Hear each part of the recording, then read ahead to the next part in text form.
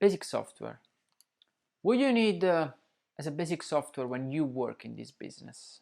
Let's say that you are a production manager or a project manager. Well, you need to know Excel, you need to know AutoCAD, you need to do Vectorworks, you need to do SketchUp. Let's say that the first two maybe are the most important one for what you do. Maybe SketchUp is relevant. Vectorworks you can avoid, if you can use AutoCAD, it's still okay. Tool Manager.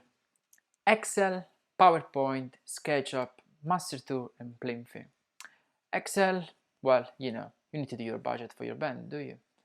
PowerPoint and SketchUp, quite easy, I know, but you need this stuff because you need to do your stage plot, your stage plan, whatever you want to do it, but you use one of these two tools. Make sure that you do a good job, because when you go on a festival, people want to see you. When you go on a venue, people want to see what is on your stage.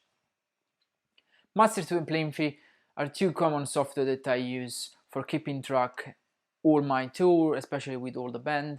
Master Tool is a subscribe service, when Plinfi is a free service, and this is like Master Tool. If you need any info, send me an email and I'm gonna tell you what you need to do.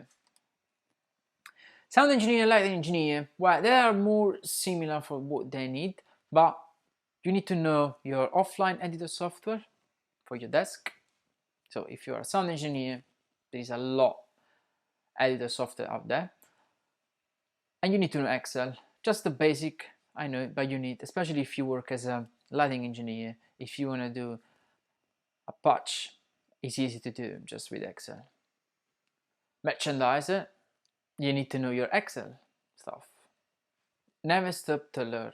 Yes, you will never need to stop to learn new things.